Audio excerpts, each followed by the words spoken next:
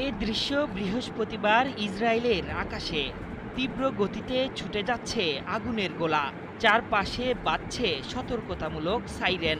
সেই শব্দে তীব্র আতঙ্ক নিয়ে ঘুম ভেঙে যায় দখলদার ইসরায়েলের নাগরিকদের। তারা দেখে আবারও তাদের আকাশে প্রতিরোধের মিসাইল ছুটে এসেছে। প্রতিরোধ যোদ্ধারা যেন পণ করেছে, ইসরায়েলিদের একদণ্ডও শান্তি দেওয়া হবে না।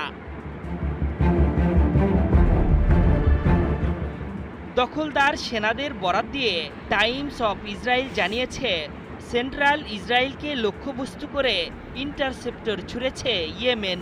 মুহূর্তেই সেটি শনাক্ত হওয়ায় পশ্চিম তীর জেরুজালেমে সাইরেন বেজে ওঠে।